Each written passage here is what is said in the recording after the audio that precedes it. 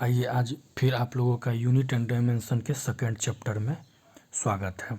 आइए देखते हैं। सबसे पहले हम लोग न्यूमेरिकल को ही देख रहे थे और आज भी न्यूमेरिकल देख रहे हैं। देखिए आपको क्वेश्चन दिया हुआ, यदि a प्लस बी बराबर a माइनस बी हो तो a एंड b के बीच का कोण क्या होगा। a एंड b के बीच का एंगल हमसे पूछ रहा है। देखिए कुछ मत करिए, सबसे पहले a प्लस बी लिख दीजिए, दोनों साइड लिख दिए। यहाँ भी a माइनस बी हो गया। अब क्या करिए, दोनों साइड मोड लगा दिए, बहुत साइड मोड लगा दिए। इसका फॉर्मूला हम आपको क्या बताए थे, A square plus B square plus 2ab cos theta होता है।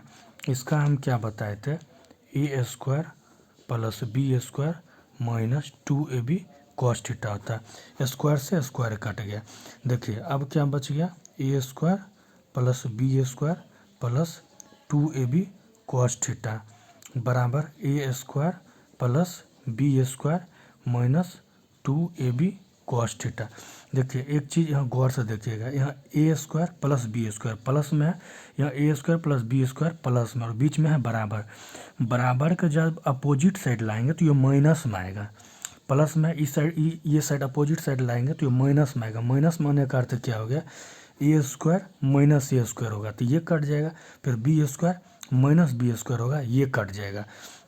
अब क्या बच गया, 2ab कॉस थीटा बराबर minus 2ab cos theta. 2ab cos theta plus में इधर हो गया 2ab minus 2ab cos theta.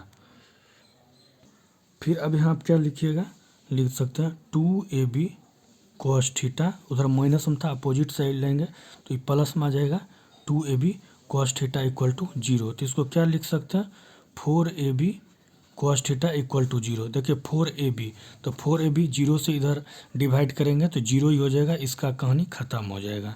तो cos theta equal to 0 degree. तो हम जानते हैं कॉस 0 किसका वैल्यू होता है, 90 डिग्री का।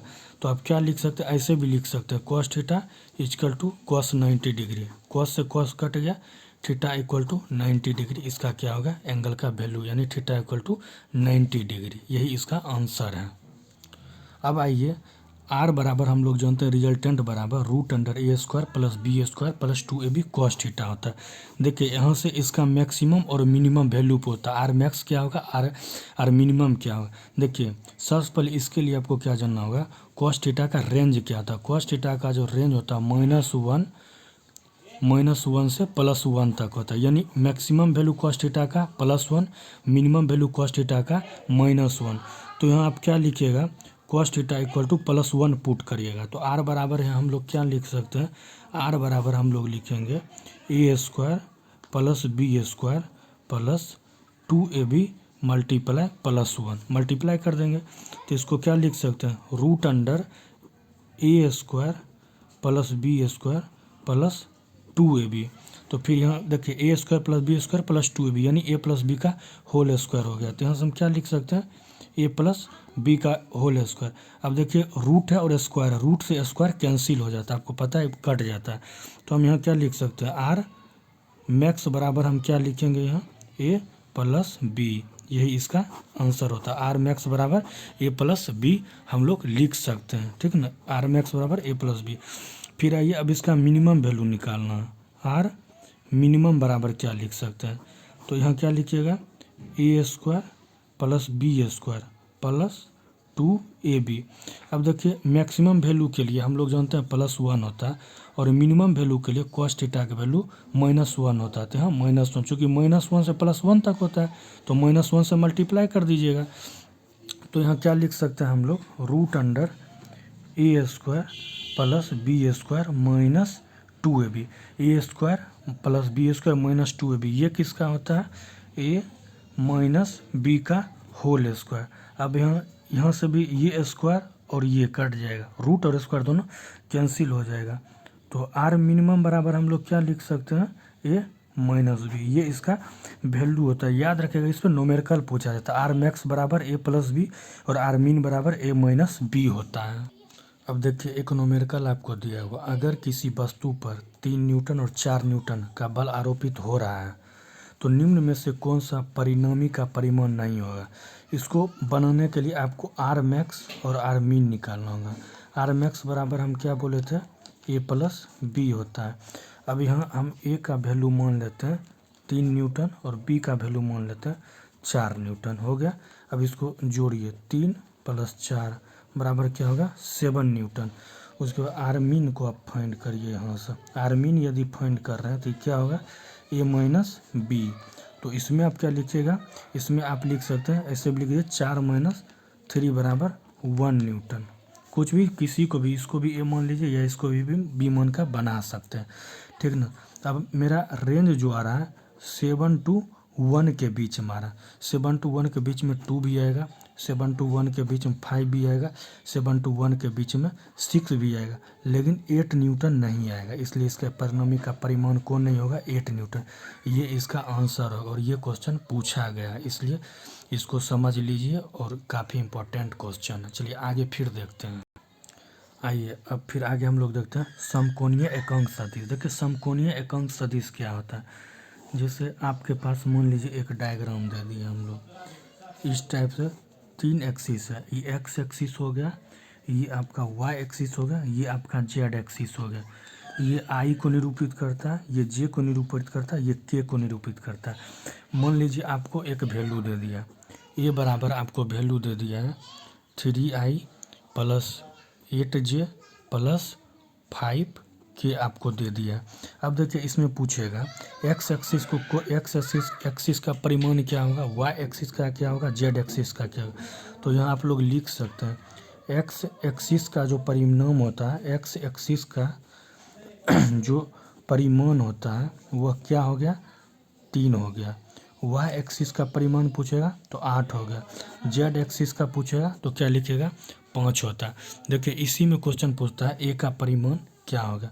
यहाँ आप लिख सकते हैं ए का परिमाण क्या होगा। अब देखिए हमको ए का परिमाण निकालना, तो ए हो गया, ये पूरा वैल्यू ए हो गया। इसमें कुछ मत करेगा, रूट अंडर लीजिएगा 3 का स्क्वायर, फिर 8 का स्क्वायर, फिर 5 का स्क्वायर ले लिए। अब इसको क्या करिए, क्या हो गया 3 का स्क्वायर 9, 8 का स्क्वायर 64 और 5 का स्क्वायर 25। तो टोटली को ऐड करिएगा तो रूट अंडर 98 आ जाएगा। तो यानी ए का जो आपका परिणाम होगा, परिमाण होगा, क्या होगा 28 हो गया।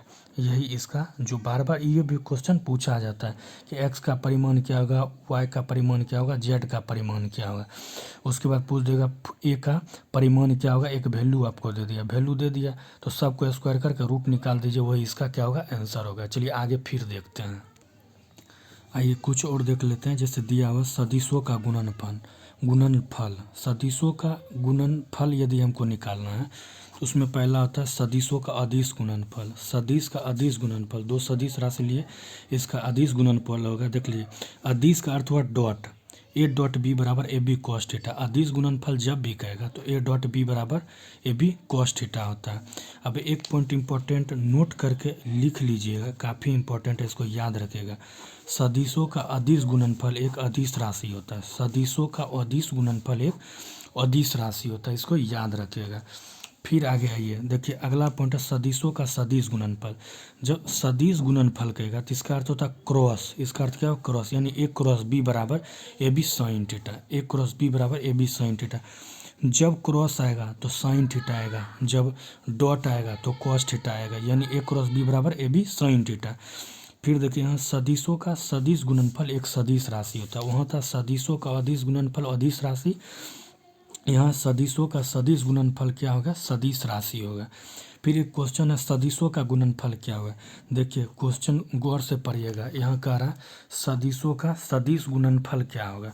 सदिशों का गुणनफल क्या होगा, कहीं ये स्पेसिफाई नहीं किया है कि सदिश का अदिश गुणनफल या सदिश का सदिश गुणनफल, सिर्फ बोल दिया सदिशों का गुणनफल क्या होगा। तो इसका आंसर लिखिएगा आप लोग सदिश या अदिश, दोनों में से कोई भी हो सकता है, सदिश या अदिश और करके लिख लीजिए, सदिश या अदिश राशि में से कोई भी हो सकता है।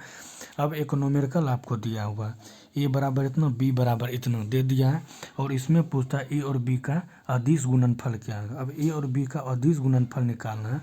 यहाँ सबसे पहले लिख लीजिए 3i 4j 8k, बी बराबर यहाँ लिख लीजिए 4j 4i 6j और 9 के।